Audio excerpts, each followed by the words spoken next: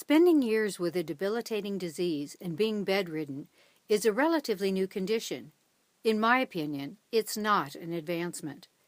Before the 20th century, people used to live their lives and then most died quickly of complications of what we call old age.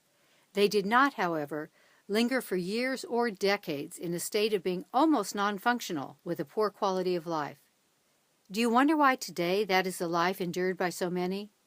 The answer is simple. Most people have given responsibility for their health to someone else. A number of books. One of the more recent deals with prescription drugs, and it seems like so many people are not just on one, but multiple prescription drugs. Can people do anything to reduce that number? Absolutely. It's an absolutely incredible situation. The average person over the age of 55 is on 8 or more drugs at any single point in time. The average person over the age of 55 receives 35 prescriptions each year. And we've got to do something to change that.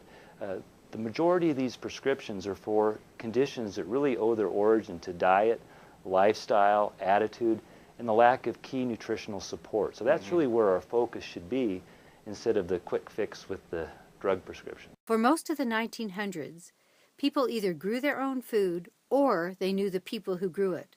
The soil was rich because farmers rotated their crops, used far fewer pesticides, and followed good farming practices. That's why in the 1950s, vegetables had about 25% more nutrients than modern hybrids. In fact, 50 years ago, green beans had 43% more calcium than they do today. Now, however, we trust the food manufacturers to provide us with food, and we foolishly think the FDA will watch out for our interests. Remember, and this is key also, that contrary to popular belief, regulators at the FDA do not require independent studies verifying safety before approving the release of these products into our food supply. Neither the food manufacturers nor the FDA protect our health. Quite honestly, that is a topic for a separate video.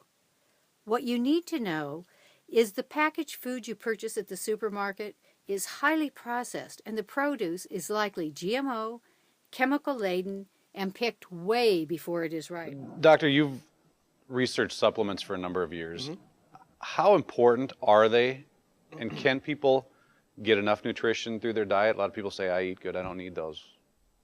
Is that possible?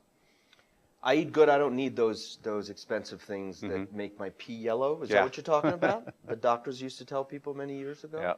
Well, I'll tell you what. If you look at the nutrient density of foods, spinach, kale, broccoli, even the fruit today, it isn't there. The density, the concentration of nutrients is not in the food today than it was 20, 30 years ago. The chemicals and sugar in the packaged food, along with the chemicals and lack of nutrients in the produce, combine to cause inflammation in the body, which leads to chronic disease. The body is a self-repairing mechanism if you give it the fuel it needs. We need to be responsible in our food choices to give it that fuel. We cannot rely on a manufacturer or the government to look out for us. We must look out for ourselves. If we are willing to be responsible and to choose wisely, we can live a healthy and a quality life until the end. By the way, even with all the medical resources and technology, we are not living that much longer today than our ancestors did. In 1850, a 70-year-old white American male could expect to live 10 more years, while in 2003, that same person could expect to live 13 more years. Not too much of a gain, especially when you consider the quality of life of those 13 years. The good news is it's easy to live longer with a better quality of life. All you have to do is be responsible. Choose wisely when it comes to nutrition, supplementation, exercise, sleep, and lifestyle.